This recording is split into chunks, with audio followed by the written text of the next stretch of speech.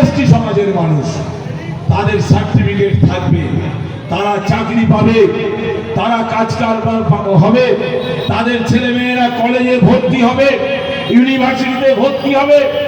কিন্তু ST certificate কাদের হচ্ছে? মুসলমান সম্প্রদায়ের। এসটি সার্টিফিকেট ব্রাহ্মণদের।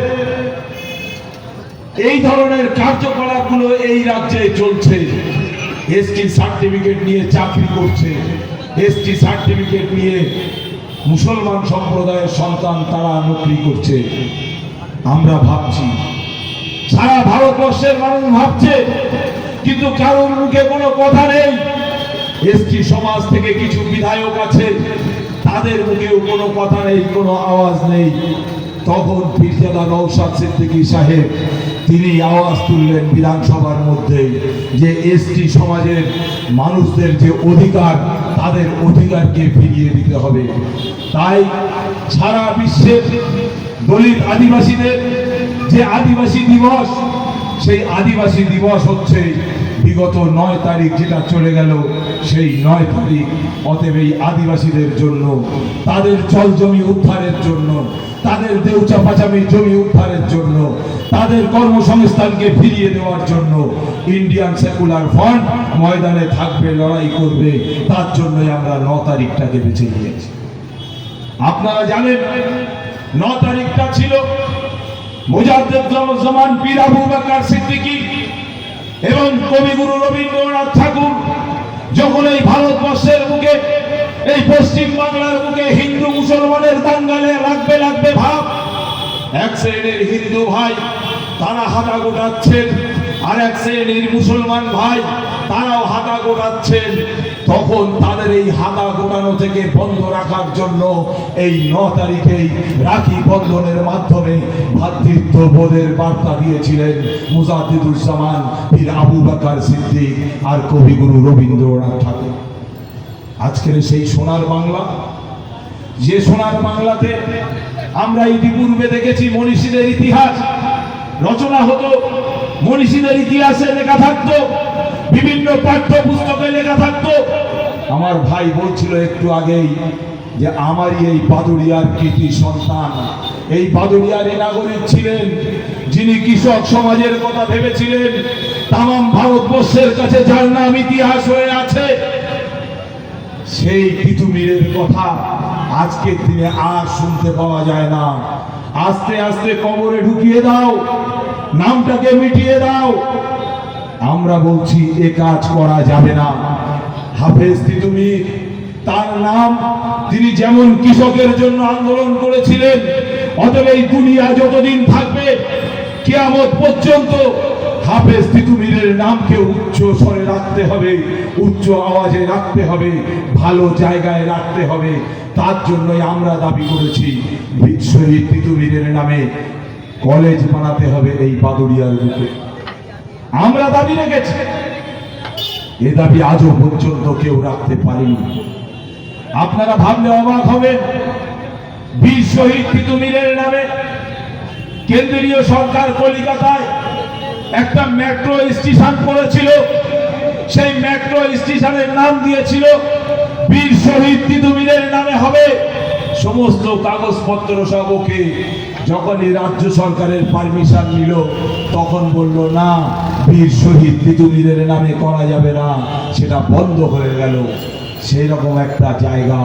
তাই বলবো বন্ধু, আপনার আমার ওস্তাদ, আপনার আমার গুরুজন, আপনার আমার রাহবার, আপনার আমাকে যারা পথ দেখিয়েছেন, যারা স্বাধীনতার জন্য সংগ্রাম করেছেন, লড়াই করেছেন, তাদের নামকে ভালো জায়গায় রাখা যাবে না। সেই প্ল্যান প্রোগ্রাম আরএসএস দ্বারা পরিচালনা হচ্ছে এই পশ্চিম বাংলায়, এটা আপনাকে আমাকে বুঝতে হবে। আজকের দিনে আমরা কি দেখছি, সারা ভারতবর্ষ জুড়ে বিজেপি যেভাবে সন্ত্রাস নামিয়ে এনেছে একটা শ্রেণীর উপর, সংবিধানকে বিরোধিতা করে, সংবিধানকে অমান্যতা দিয়ে, সংবিধানকে ধ্বংস করে তারা তাদের হিন্দুত্ব কায়েম করতে চাইছে।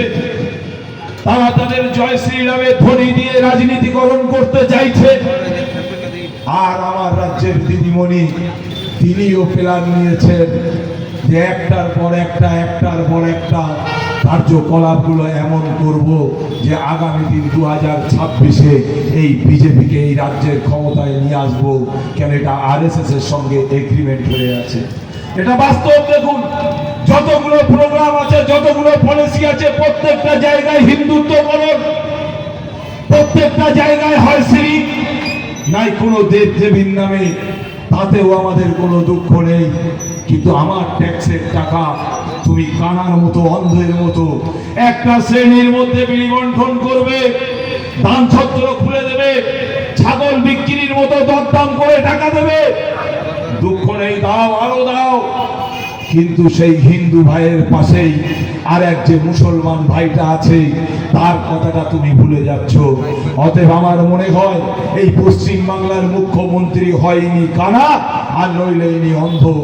এক চোখ মনোভাবপূর্ণ নিয়ে একজন দেশের শাসক চলতে পারে না, একটা রাজ্যের শাসক চলতে পারে না। কিন্তু আজকের দিনে সেটাই চলছে।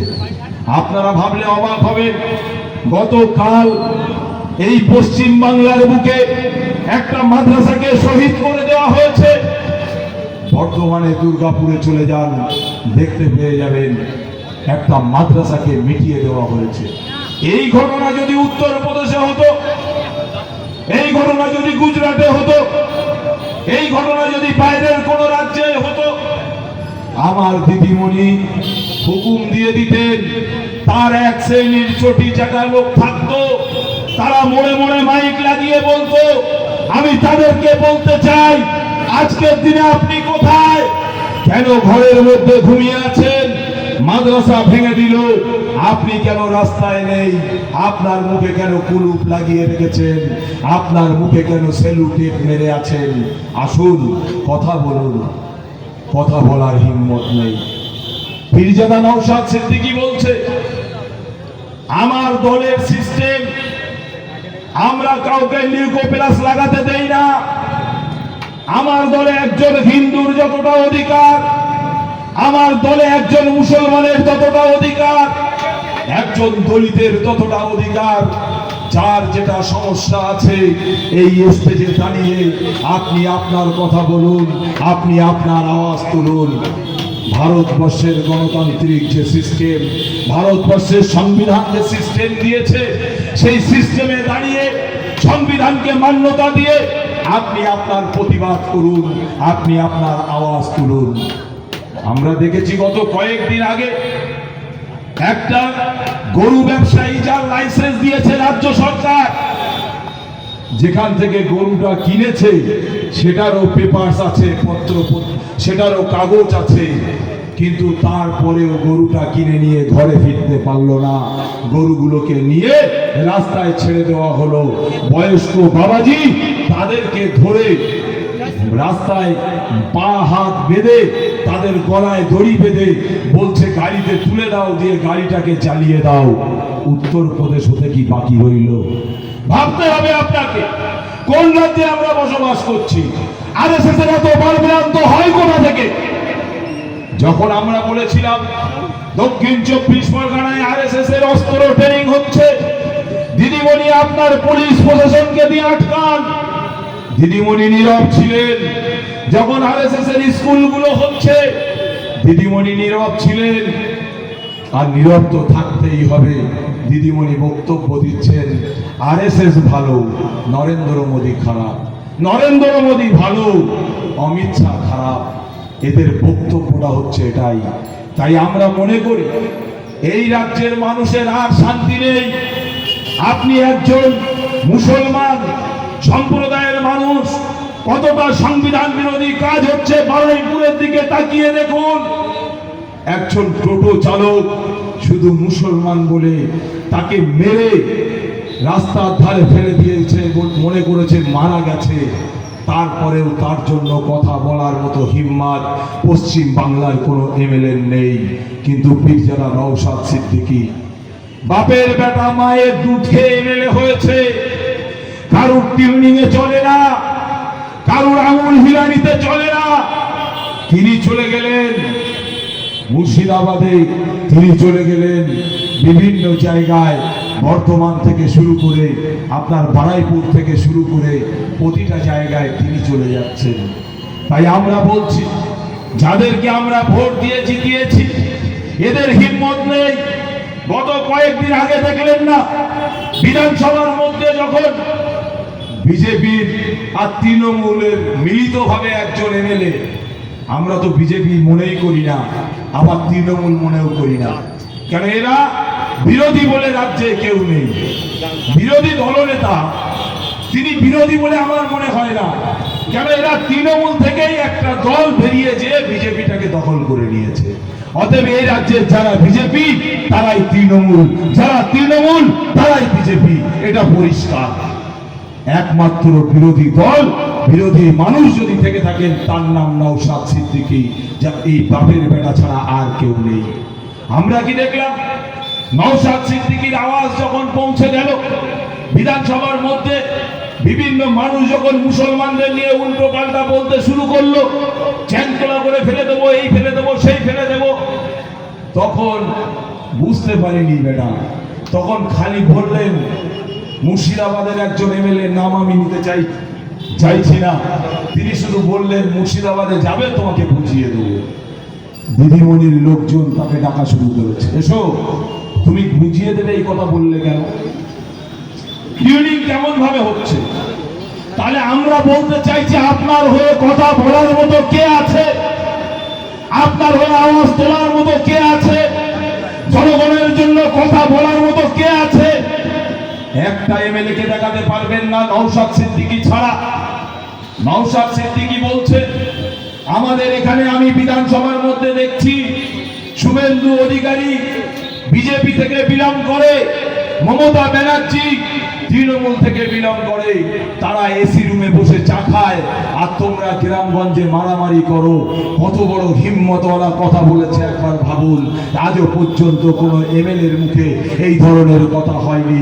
নওশাদ সিদ্দিকী বলছে এরা এসি রুমে বসে চা খায়, তোমরা নন এসিতে বসে চা খাও, নিজেদের মধ্যে ভ্রাতৃত্ববোধ রাখো, নিজেদের মধ্যে মিল মহব্বত রাখো, ভাব ভালোবাসা রাখো, কিন্তু আজও পর্যন্ত কোনো এমএলএর বলার ক্ষমতা হয়নি। আপনারা দেখেছেন যখন ওই ছোট্ট বাচ্চাটার বাড়িতে গেল, নওশাদ সিদ্দিকী তার মাকে বলছে, তার পাড়া প্রতিবেশীদেরকে বলছে, বিচার কি হবে সে তো বুঝতে পারছি, আওয়াজ সব জায়গায় উঠবে, আন্দোলন হবে, কথা হবে, তবে এটা জেনে রাখো আমার কওম, তবে যেটা জেনে রাখো বাংলার মানুষ, যদি প্রয়োজন পড়ে এক বেলা খাও, তার থেকেও কঠিন হতে পারে যদি প্রয়োজন পড়ে তুমি রোজা রাখো, রেখে তোমার সন্তানকে লেখাপড়ানোর ব্যবস্থা করো। এই কথাটা বলার হিম্মত তৃণমূলের কোনো এমএলএ নেই, কোনো এমপি নেই, তৃণমূলের কোনো প্রধানের নেই, তৃণমূলের কোনো জেলা পরিষদের মেম্বারের নেই, থাকবে না। কেন? তাদের পিছন দিয়ে টিউনিং করা আছে। বাংলার যুব সমাজ, বাংলার ছাত্র সমাজ, তারা যদি লেখাপড়া করে, তারা যদি উচ্চ শিক্ষা অর্জন করে, তাহলে বোমটা আমি কার হাতে তুলে দেব? মদের পাউন্সটা কার হাতে দেব? চায়ের দোকানে গাঁজা পাওয়া যাচ্ছে, এটা কে খাবে? এই চিন্তা ভাবনা নিয়ে চলছে। অতএব আগামী দিন বুথ দখল করতে এদের লাগবে, ভোট ক্যাপচার করতে এদের লাগবে। অতএব এদের যদি শিক্ষা দেওয়া হয় তাহলে এরা এদের অধিকার চাইবে, এদের অধিকার আমি দিতে পারবো না। অতএব এদের কোনো মতে শিক্ষা দেওয়া যাবে না, যাবে না, যাবে না। তার প্ল্যান ভালো করে একটু বুঝুন। আজকের বাংলায় শিক্ষার হালটা কোথায়? স্কুলগুলোতে শিক্ষক নেই। আপনারই এই বিধানসভার মধ্যে এমএসকে স্কুল বন্ধ হয়ে পড়ে আছে। 4000-এর অধিক প্রাইমারি শিক্ষা কেন্দ্র, প্রাইমারি স্কুল বন্ধ হয়ে গেছে। কেন? শিক্ষাটা কোথায় গেল? আজকের এক বাড়িতে যাবে, আপনার মাধ্যমিক পাস ছেলে মেয়ে যারা আছে, তাদেরকে, যারা 8 পাস কিংবা 7-এ পড়ছে, 6-এ পড়ছে, তাদেরকে ডেকে বলবেন, বাপ কি মা, ইংরেজিতে তোর নাম, তোর বাবার নাম, তোর অ্যাড্রেসটা একটু সুন্দর করে লিখে দে তো। পারবে না। মাস্টাররা যায়, বেঞ্চি পেটায়, দুপুরবেলা ভাতটা খায়, আবার যে যার মতো ঘরে যায়, লেখাপড়া সম্পূর্ণ শেষ। কিছু সংখ্যক মানুষ